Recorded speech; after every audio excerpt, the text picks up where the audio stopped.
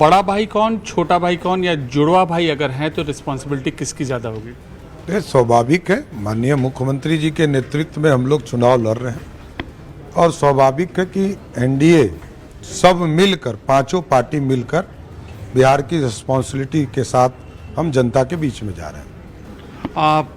आगे क्या CM candidate पर आपके बयान भी सामने आए हैं, तो नीतीश जी ही सीएम रहेंगे, कुछ डाउट है उसमें? देखिए, वैकेंसी नहीं है, मैं बार बार कर रहा हूँ, कहीं पर वैकेंसी है जहाँ पे विरोधाभास था, यहाँ कोई विरोधाभास नहीं, यहाँ वैकेंसी ही नहीं है। हम मोदी जी और नीतीश जी के नेतृत्व में चुनाव लड़ रहे हैं और नीतीश कुमार के नेतृत्व में ही आगे काम करते रहेंगे।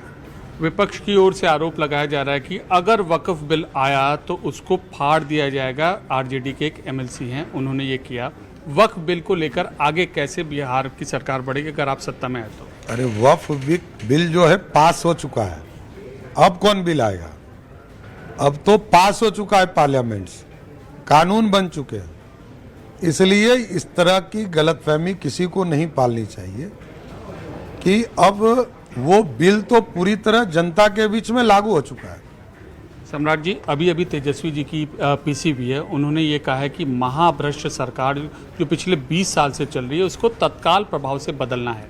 जिस पार्टी का राष्ट्रीय अध्यक्ष पंजीकृत अपराधी हो, चोर का आरोपी हो, आरोपी नहीं अपराधी हो, उस पार्टी के नेता को बोलने का अधिकार कहां से? जिस पार्टी का नेता ही चोर हो उस पार्टी में क्या हो सकता है? उसको भ्रष्टाचार का बोलने का अधिकार ही नहीं। और चोर का बेटा यदि मुख्यमंत्री का उम्मीदवार हो, यह लोकतंत्र के लिए शर्मसार है। सम्राट जी, आपने ट्रेनों को लेकर बातें कही थी कि छठ का पावन पर्व है, कई ट्रेन, भीड़ बहुत ज़्यादा है यहाँ वहाँ, और ज़्यादा ट्रेनें का आपने चलाने का जवाब दिया था। मैंने तो कहा कि लालू जी अपने शासनकाल में 178 ट्रेन मात्र चलाई थी।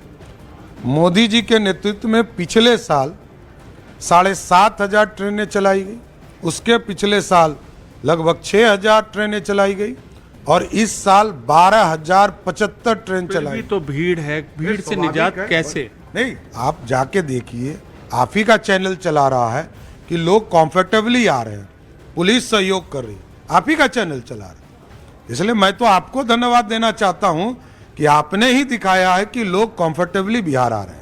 क्या सम्राट सीएम बनने की चाहत रखते हैं? 30 साल से आप इस पार्टी? मैं तो पार्टी का एक कार्यकर्ता हूं, पार्टी के लिए काम करता रहूंगा। एक अंतिम सवाल, आरोप आपने तेजस्वी यादव के ऊपर लगाया, आपके ऊपर भी प्रशांत किशोर आरोप लगा रहे हैं, इस बारे में? एक भी आरोप प्रूफ कर दे तो राजनीतिक संन्यास ले लूंगा। तो ये थे डिप्टी सीएम और इनका यही कहना था कि इनकी छवि बिल्कुल साफ है, एक भी आरोप अगर इन पर साबित हुआ तो यह राजनीतिक छोड़ देंगे। नीतीश मोदी की जोड़ी बिहार में कर रही है बेहतर काम। कैमरा पर्सन विकास ठाकुर के साथ अमित पांडे, पटना, न्यूज़ 18 इंडिया।